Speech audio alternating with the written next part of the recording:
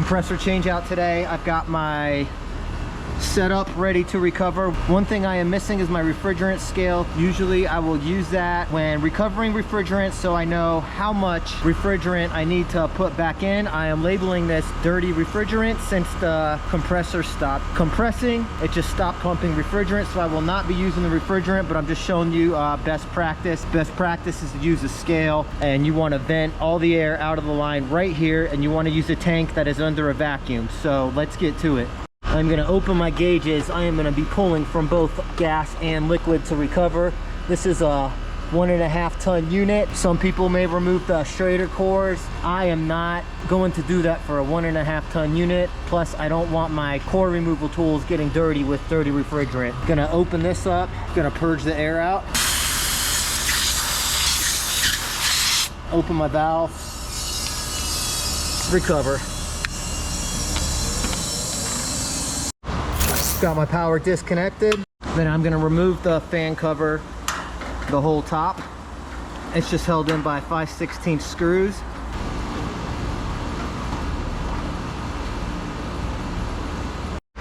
Got our fan out of the way. Just set it to the side right there. Now I'm gonna start unbolting this old compressor. 1/2 inch socket.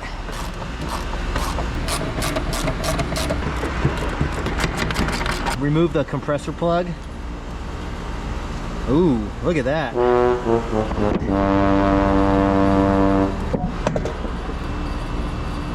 Remove the crankcase heater.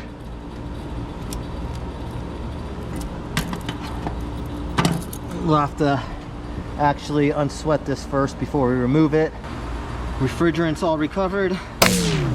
I am going to cut out the liquid line dryer with a pair of copper tubing cutters.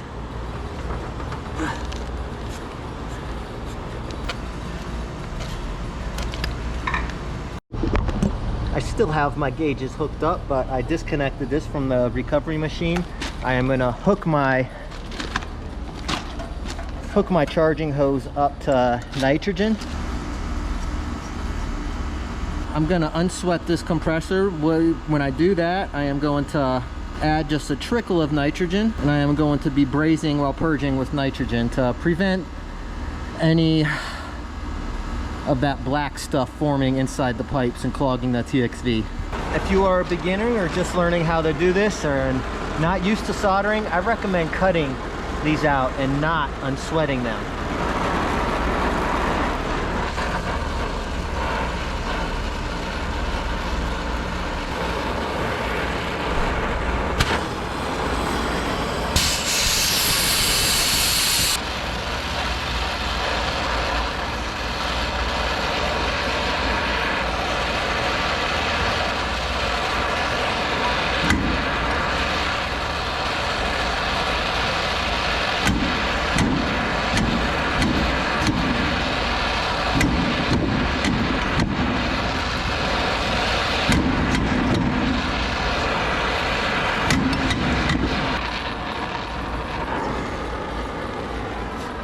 Now we can remove our crankcase heater. Be very careful, everything is hot. And just a disclaimer, this is not a do-it-yourself at-home video. This is for those that are EPA certified and have at least have the EPA certification, and HVAC school would be a plus. Got my compressor tote, one of the best tools if you're doing a lot of compressors. Just lift up.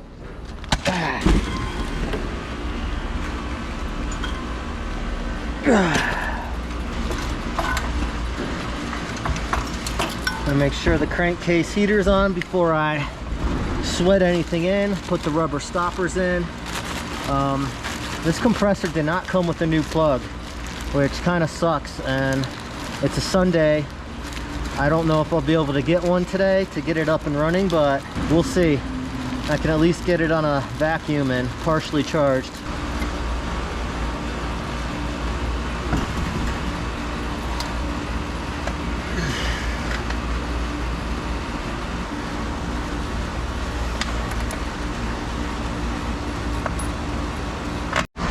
Gonna remove the compressor plugs. This should be charged with nitrogen, so just be very careful. Remove the one from the suction line. Prep the lines for soldering.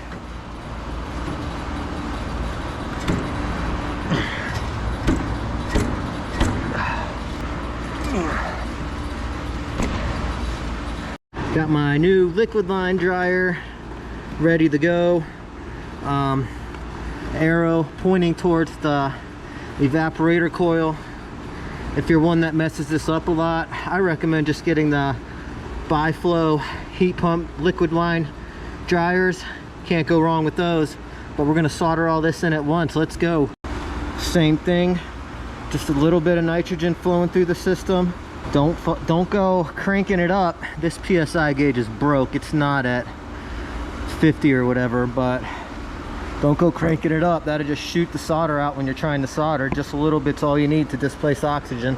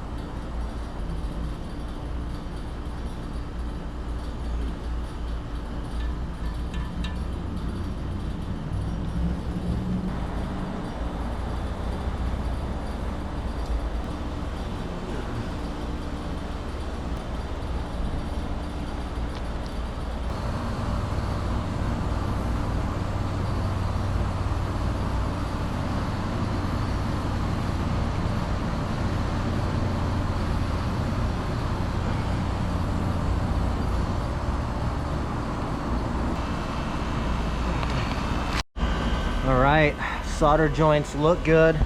Right now I am pressurizing with nitrogen. Like I said, these gauges are bad. I don't usually work at this property with this equipment, but I'm gonna jack it up over 200 PSI. With the nitrogen going through, I am gonna soap bubble all 4 of my brazing joints.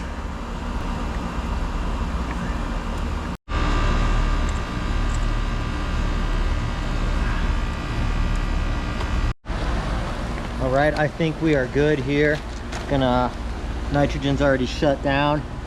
So now I'm just gonna let all the nitrogen out. I'm gonna go ahead and tighten down on all these bolts. Reapply my crankcase heater while the nitrogen is getting out of the system. This fan out of the way. For now, going to unhook the refrigerant gauges, as I will not be using these to pull vacuum. I am going to remove both valve cores.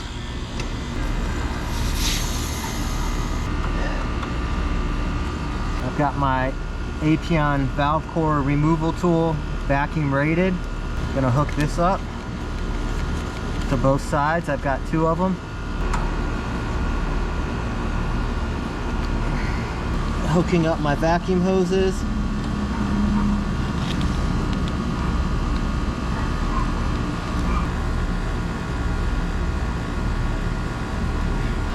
Hooking up my micron gauge at the liquid port. I'm pulling from both sides, so it doesn't really matter which side I use.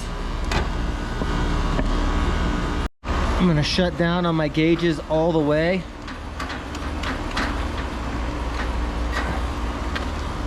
I'm gonna hook I'm hooking my blue hose up to this T right here, so when it comes time to break vacuum, I can do so without letting any air into the system. I'll show you that later. Gonna make sure my valve core valves are open on my valve core removal tool. They are. Got this shut. And I'm gonna turn on my vacuum pump.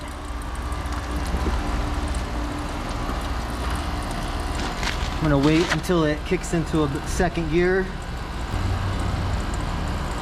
I'm gonna open the valve and begin evacuating the system.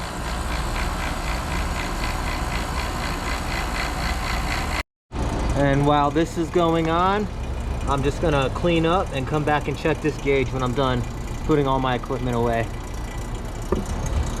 All right, luckily I was able to find a new compressor plug so I can get this going today. So I'm just gonna wire this in real quick. That's a good enough vacuum for me.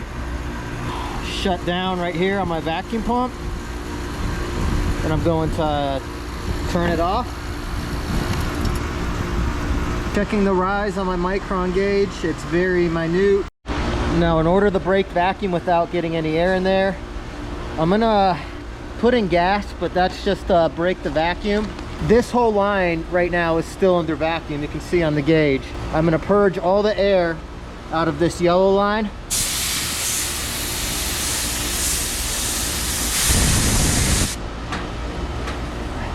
And then I'm just gonna crack it open until I can put the Schrader cores back in. I just want above 0 PSI.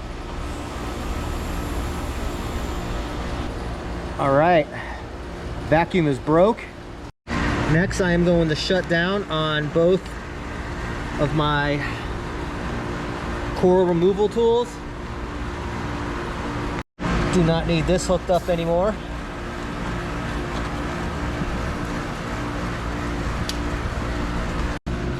Remove the vacuum hoses from the core tools. Reinsert the Schrader cores.